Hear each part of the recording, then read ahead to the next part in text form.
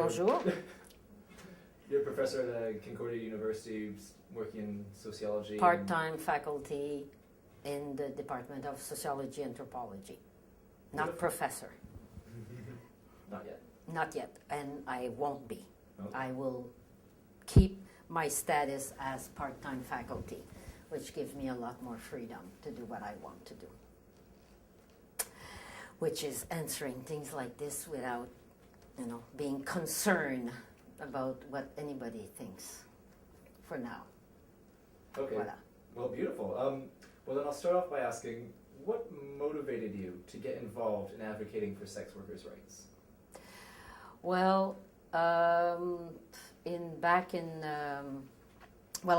to university in 94, 95. I came back here to do a family life certificate. Okay. And I took a couple of courses, and one that had a great impact on me was The Family, which is a sociology course. By 1999, I applied to do a master, which I never, ever taught in a million years. My certificate slowly transformed into a second BA. My first one is in psychology. Second one is they call it, back then was applied social science. Extremely interesting. Huge challenge for someone like me. If you want to know more, I will tell you because it relates to human rights. But by 1999, someone asked me, why don't you do an MA in sociology? And I said, no, absolutely not. And she said, yes, you should. And she did convince me, thank God. And I met Fran Shaver. Fran Shaver, which is the present chair of our department, is a member of Stella, is a founder of Stella.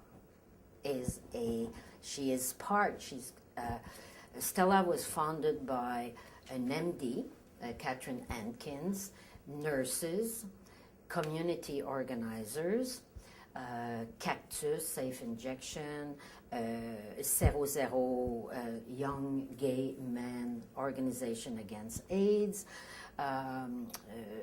many organizations, and Fran Shaver is part of the groundwork for Stella. We need, it's based on a research, and the research was conducted in jail, in women's prison, and it never put AIDS and prostitution together. No, there's no significance. AIDS and prostitution do not go together. However, drug intake and risky behavior, meaning not in the moral sense of it, but risky behavior in health, okay?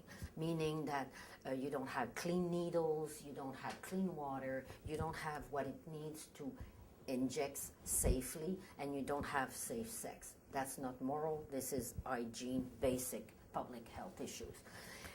And so Fran and the group asked for a grant to reach street sex workers, but first street prostitute.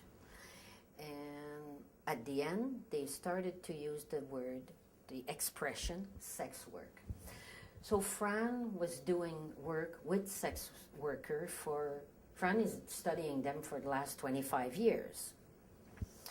And Fran knew, or I told her, because this is one thing you tell Fran Shaver, who has been working with the sex industry in Montreal, in Vancouver.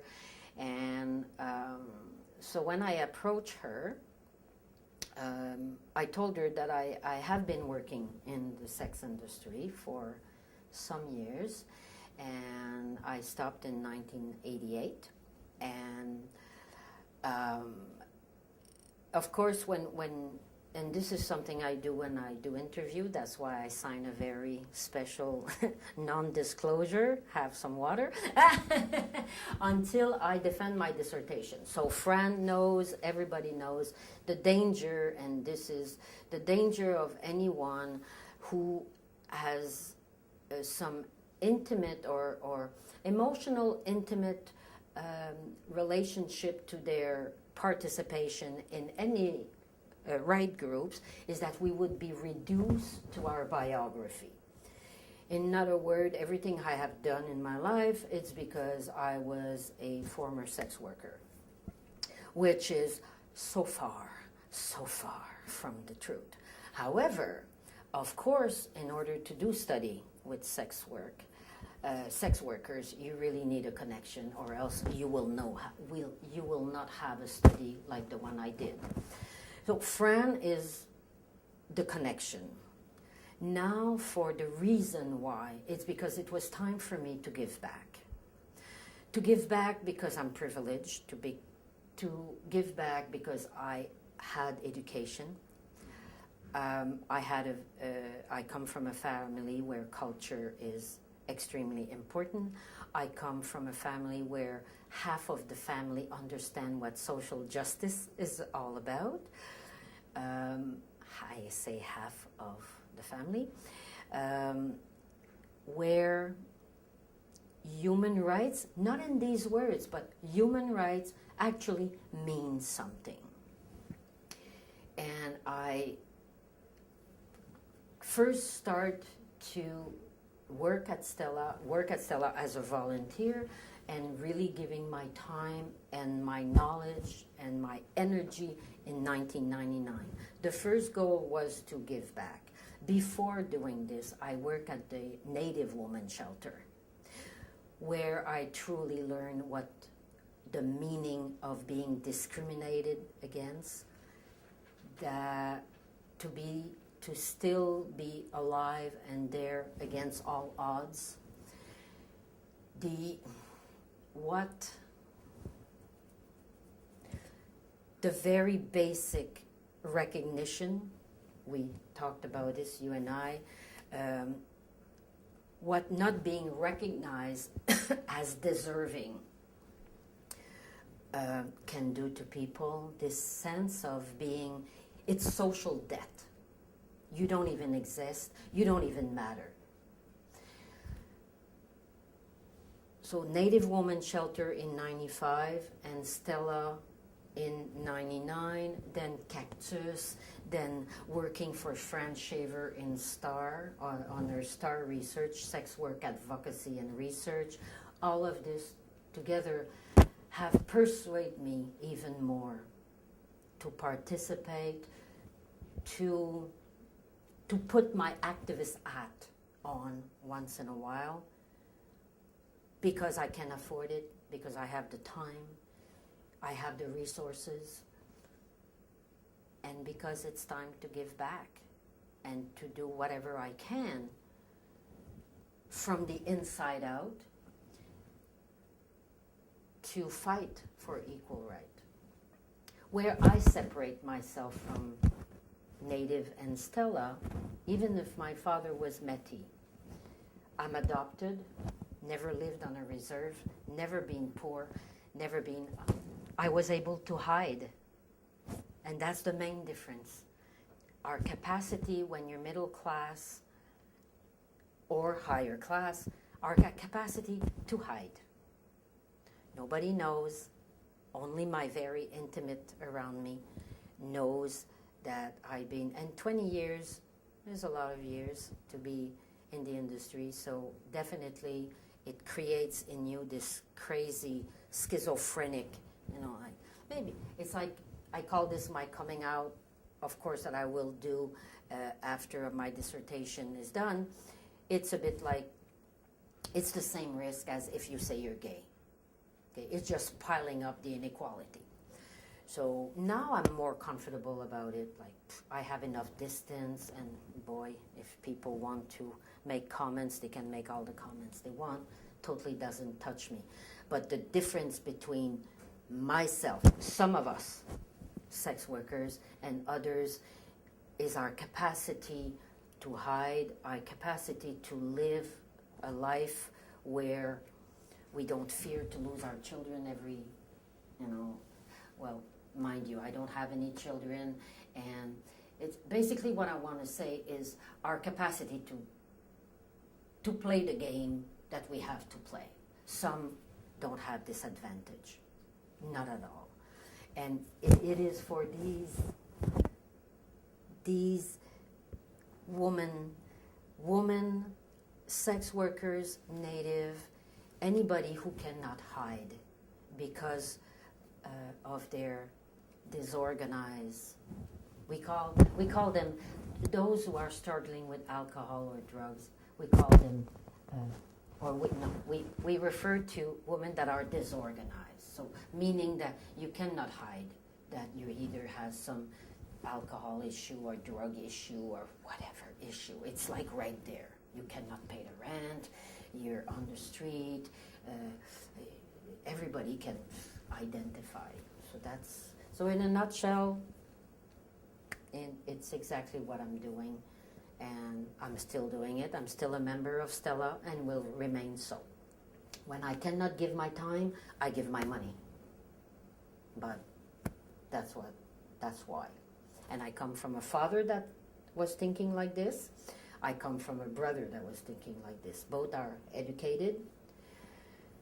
The other side of the family is more business oriented, and their approach is work harder, you will succeed. So I had always this, this tension, and guess which side of the family won? Okay, so that answer, I think, your first question. Yeah, that was brilliant. So this is, and I think that most people that are involved at this point, at one point you forget about what you've done, who you are. Gives you something, gives you nothing. It's not the point. It's just that you cannot tolerate human suffering anymore and injustices. You just cannot deal with it anymore. It's something that it goes again every fiber. It goes again. And this, I can refer to the classics as a sociologist. Like right now, I just finished a teaching intro to sociology. I just finished the first part. I changed my textbook this year.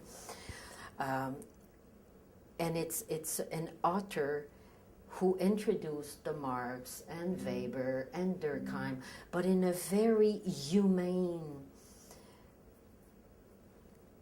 almost activist way.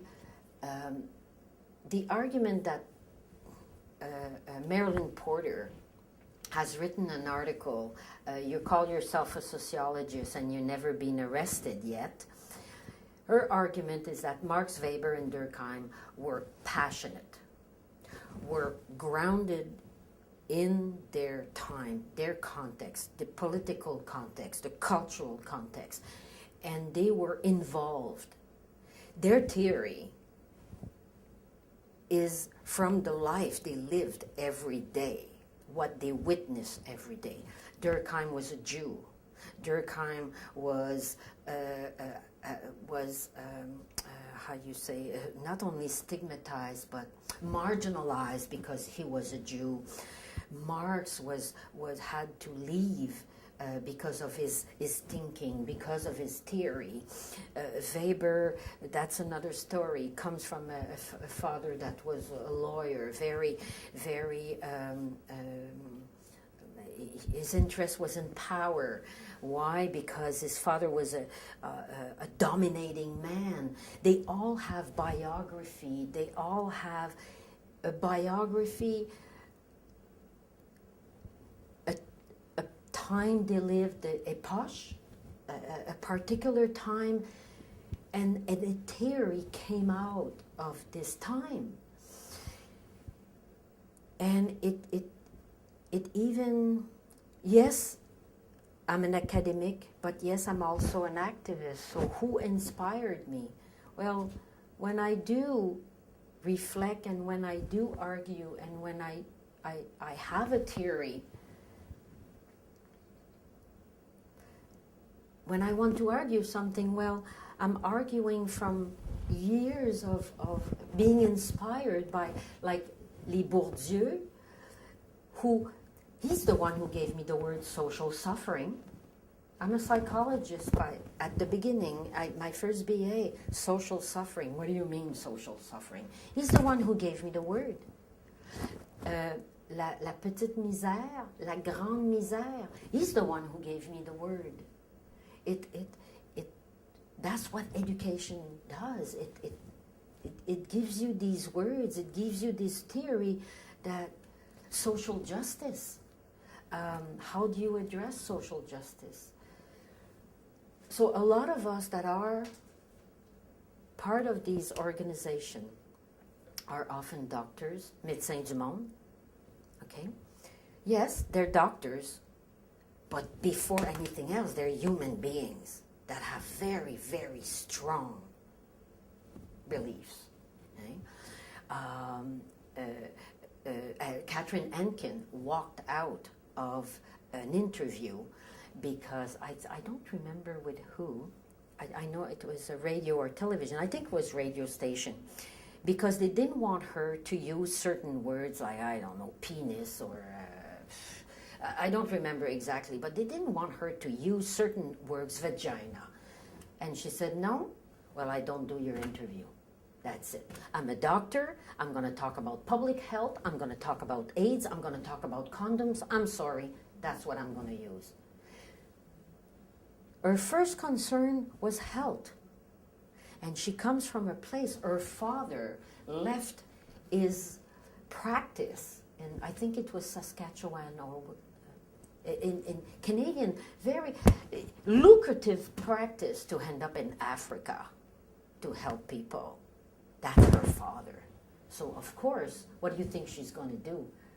She tried a lot of things, literature and history, to finally end up with AIDS and human rights. Well, you want to fight AIDS? You begin with human rights, with social justice. While I'm giving them condoms, would you please stop arresting them? Would you please stop putting them in jail and find another way to resolve the issue? Because it's not it shouldn't be. Public sex is a moral issue. Okay. We all agree. I don't think that there's a person in the room who will argue that no, we don't need to tolerate public sex. I don't think there's many people who. But sex work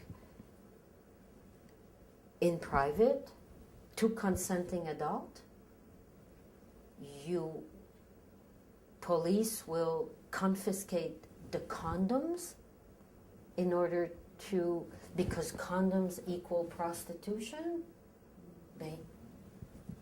It doesn't make sense. Ça marche pas. So this is what sex workers have to battle on every day. The non-recognition, the basic human rights, recognition of safety, okay, is being refused to them because of their status as criminal, right? They're criminalized. So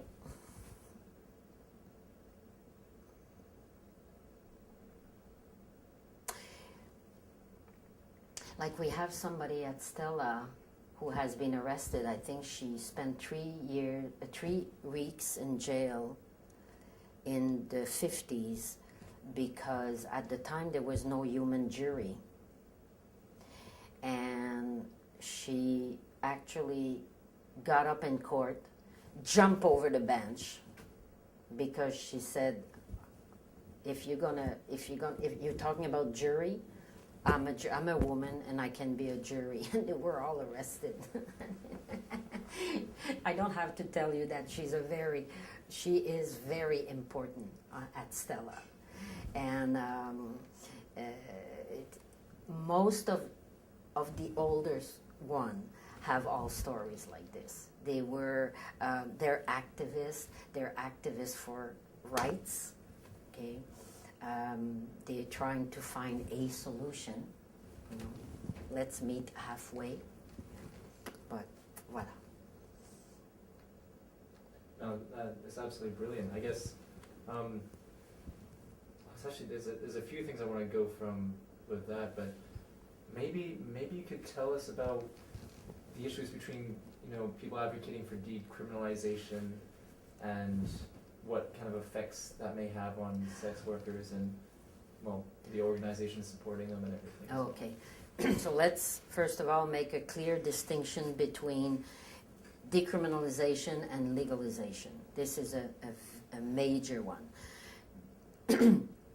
Decriminalization means that the 4 articles in the criminal code have to go.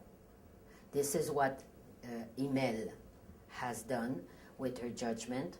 I have to reread it. I don't know if it's all the 4, but the 4 are transportation for the avail of prostitution, transportation towards a brothel, holding a brothel, living off the avail, and communication. Okay, so communication, living off the avail, transportation, and I'm missing one. I said it. So this is decriminalization would mean that we're removing these 4 articles. Legalization means that yes, we're removing the 4 articles, but women would have to work in a brothel, most probably. Legalizing is mandatory testing, not from your client, but her. In Nevada, there's a few counties that do have legalization. In Australia, there's a few, I think it's the Scarlet Miles, something like this. It is legalization. In Amsterdam, part is legalization. Here is what, as an activist, we want. And I say we because we discuss this, I elaborate on this. But basically what Stella, Maggie's, everybody in Canada, we agree on one thing, okay, is decriminalization. We don't agree on what to do after. Here is my suggestion to anybody who wants to listen to. 5 years. I would ask for 5 years, you let us organize with sex workers. And of course, when we say sex workers, we're talking about street sex workers, our most vulnerable members. Give us 5 years. During these 5 years, what we will try to do is try to get our most vulnerable members into some sort of routine. Okay? Try to work inside. Try to work 2 by 2, but in an apartment. You want to communicate for your client when, well, you work in a bar. Try to be, to get hired by one of the clubs. Fudge, there's, I don't know, 100 bars in Montreal. So that would be kind of the basic. Then if you give us 5 years, maybe during these 5 years, please give us some fun. So all the girls that don't want to be there, they really don't want to do sex work. First of all, they don't even call it sex work. Okay, they call it nothing. They call it misery. Okay, let us make sense of what's going on. Let us really give us the chance to say, okay, what can we do? How can we do it? What do you want? What do you want us to do? I say, let's say there's 500 street workers in Montreal, when there's maybe, I don't know, 5,000 sex workers. Let's say 500. On the 500, let's say 300 really need to try to make sense of where do we go from now. It's just that right now there's no legalization would mean, well, what do we do with 500 girls? What do we do with 500 women who are so disorganized? No, let's say there's a part of it that is, they cannot work in a bar. They cannot work in a brothel. Because in a brothel, first of all, a lot of brothel won't accept drugs or alcohol. You need to be sober. You need to be there on time. You need to make appointments. You need to... So it's very regimented. It's organized. So that is not a solution. Legalization is not a solution. If you're asking me to be tested, what about my client? What about if my client infects? Oh, no, that doesn't work for me. What about the swingers club? Excuse me, Montreal is renowned for swingers and sauna. You want me to get tested? Everybody get tested. You know it doesn't work like this. Okay, so what do? Part of the argument is that for sex workers, the body is their tool, is their working tool. I think that anybody who is doing sex work, prostitution, which is one form, direct contact, you don't want to get AIDS, but, and that will be something else before, again, there's going to be the pressure, okay, to have services without condom. Okay? But back to legalization, decriminalization. Legalization is not the perfect solution, no. Decriminalization will give room to breathe, room to organize, because right now we're not allowed to organize. The only thing we're allowed to do, yes, we do organize, but as sexpert, as educators.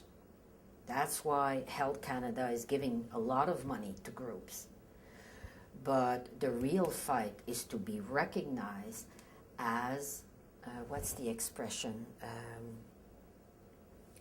Economy. It's about work. Sex work is work. It's a revenue generating activity. But groups are not allowed to spend most of their time or resources on fighting for rights. They're supposed to deliver services.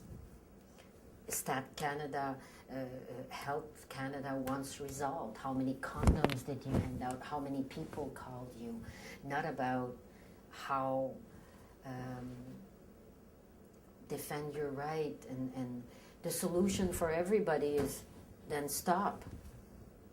Okay, so that's the solution. Well, if we eliminate sex work, we're going to eliminate violence. No. So the main argument with decriminalize versus legalize it is you will turn this into another way, exploitation. Because what do you do if the manager of the brothel tell you to do a customer and you don't do the customer, you don't do the client, you don't want the client, but it's a slow night and he gives you attitude, meaning you're fired? No. So it's all this that we really need to think about. It's not the solution. No, it's not solution. Not at all. So that would be the main argument between decriminalization But it's two very different things. Okay? Two very different things.